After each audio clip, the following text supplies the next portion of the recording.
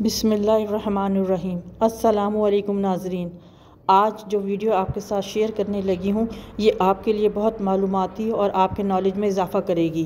محترم ناظرین، قرآن پاک میں جن عذابوں کا ذکر ہے ان میں سے ایک سخت عذاب جس میں 3 شہر تباہ و برباد ہو گئے تھے، مگر ایک عورت جو پتھر کی مجسمہ بن گئی تھی آج بھی عبرت کا نشان بنی ہوئی ہے، جو حضرت لوط علیہ السلام کی بیوی تھی۔ محترم ناظرین، وائلہ کا مجسمہ اردن کے صدوم نامی اس پہاڑی پر موجود ہے، جو ایک حیران کن اور دنیا کے ہر شخص کے لیے نشان عبرت ہے۔ یہ مجسمہ ہمیں یاد دلاتا ہے کہ ہم لوگ حضرت لوط علیہ السلام کی بیوی جیسے تو نہیں، جو سب کچھ جاننے کے باوجود خدا سے دور ہیں۔ وائلہ کو پتہ تھا کہ یہ مہمان خدا کے فرشتے ہیں، اس کے باوجود وہ دل سے دنیا کی محبت نہ نکال سکی اور وہ پتھر کی بن گئی۔ کہیں ایسا تو نہیں کہ ہم ظاہری طور پر مسلمان ہیں اور دل خدا سے دور ہو گیا ہے۔ قوم سمود مہمانوں کے آنے سے بہت تنگ تھے۔ ایک روز شیطان انسان کے روپ میں ان کے پاس آیا اور کہا، اگر تم لوگ مہمانوں کے ساتھ غلام بازی کرو گے تو وہ یہاں آنا ترک کر دیں گے۔ اگلے روز شیطان ایک خوبصورت لڑکے کی شکل میں آیا اور سمود قوم سے جنسی فعل کروایا۔ اس طرح سمود قوم ہم جنس پرست بن گئی۔ لہٰذا اللہ تعالیٰ نے 3 فرشتے انسانی شکل میں حضرت لوط کی طرف بھیجے، جو حضرت لوط کے گھر میں مہمان بن کر ٹھہرے۔ حضرت لوط کو ڈر تھا کہ کہیں قوم کو مہمانوں کا پتہ نہ چل جائے، کیونکہ مہمان خوبصورت تھے اور قوم بدکار تھی، جو صدوم سے گزرنے والے مسافروں کو بھی نہیں چھوڑتے تھے۔ یہ قوم جبراً کسی کے ساتھ بھی بدفعلی کیا کرتے تھے۔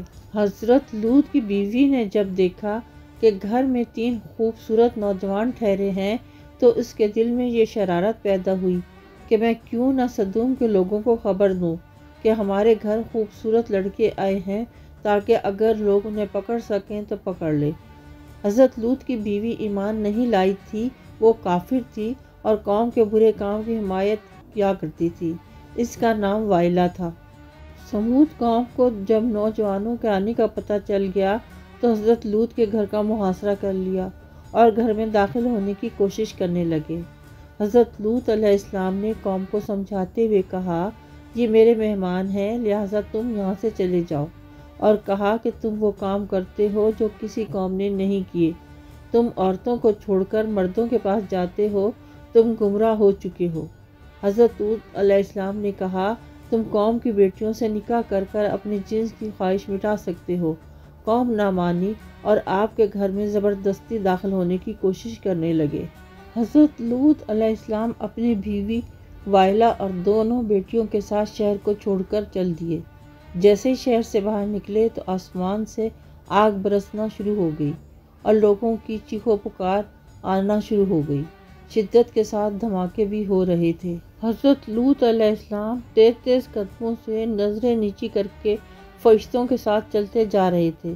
اچانک ایک بہت بڑا آگ کا پتھر شہر کے بیچ میں آ کر گرا، جس سے بہت خوفناک آواز آئی۔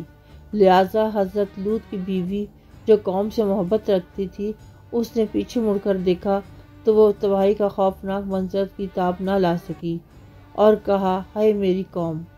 جیسے ہی وائلہ نے یہ الفاظ ادا کیے، جو پتھر مخالف رخ کی طرف جا رہے تھے، قدرت کی شان کہ ان کی طرف ایک پتھر میزائل کی طرح رخ بدل کر واپس آیا اور وائلہ کے جا کر لگا اور وہ فوراً پتھر کی بن گئی۔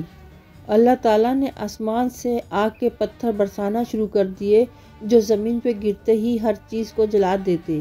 قرآن میں لکھا ہے کہ ہر پتھر اس شخص کا نام کا لکھا ہوتا تھا جو شہر سے باہر تھا، اور پھر وہ پتھر وہاں جا کے لگتا۔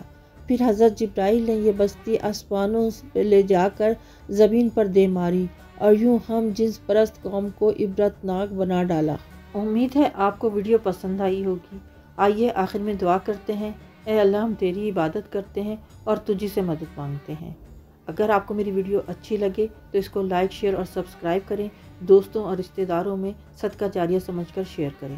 پھر ملیں گے ایک اچھے ٹاپک، ایک نئی ویڈیو کے ساتھ۔ تب تک اپنا خیال رکھیں۔ اللہ حافظ۔